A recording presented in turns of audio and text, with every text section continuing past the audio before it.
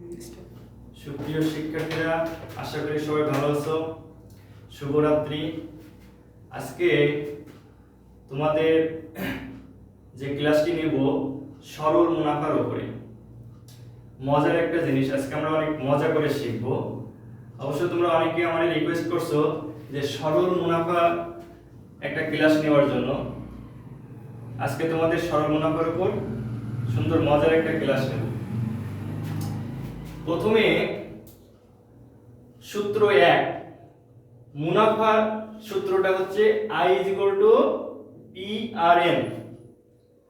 I = PRN। মুনাফা আমরা সব সময় I দ্বারা প্রকাশ করি। এটা হচ্ছে প্রফিট, ইংলিশে যেটা প্রফিট বলে। এখানে P টা হচ্ছে মূলধন, এই যে P, এই P টা হচ্ছে মূলধন বা আসল, প্রিন্সিপাল বলে। আর এই হচ্ছে মুনাফার হার, রেট অফ ইন্টারেস্ট। n হচ্ছে সময়, যেটাকে আমরা টাইম বলি। I = মুনাফা, প্রফিট। a = মুনাফা আসল, যেটাকে বলে টোটাল অ্যামাউন্ট ইংরেজিতে। তো মেইন টপিকটা হচ্ছে মুনাফা। মুনাফাটা বলতে আমরা কি বুঝি? মনে করো আমরা ব্যাংকে অনেকে টাকা রাখি না? তো আমি ব্যাংকে মনে করো 50,000 টাকা রাখছি। এবার ব্যাংক প্রত্যেক মাসে আমাকে কিছু ইন্টারেস্ট দেয়, ওই 50,000 টাকার পরে কিছু লভ্যাংশ, যেটাকে বলি আমরা বাংলা ভাষায় সুদ। এই সুদটাকে আমরা ইংরেজিতে প্রফিট বলতে পারি, হ্যাঁ, আবার মুনাফাও বলতে পারি। ঠিক আছে? এরপরে সূত্র 2 এ মুনাফা আসল সমান আসল যোগ মুনাফা। যদি তোমাকে মুনাফা আসল বের করতে বলে, তাহলে আমাদের আসল যে টাকাটা দেওয়া থাকবে, মনে করো 50,000 টাকা আমার আসল, আর 50,000 টাকায় আমার প্রত্যেক মাসে 100 টাকা করে আমার ধরো মুনাফা দেয়। তাহলে ওই 50,000 টাকার সাথে আমার এই 100 টাকা মাসিক যুক্ত হবে। তাহলে এক বছরে কত টাকা হবে মুনাফা আসল? এক বছর সমান 12 মাস, তাহলে 12 মাসে আসছে 1200 টাকা। তাহলে ওই 50,000 টাকার সাথে আমার 1200 টাকা যোগ করতে হবে, আসল যোগ মুনাফা। তাহলে নিশ্চয়ই তোমরা যোগ করলে কত হবে বুঝতে পারছো।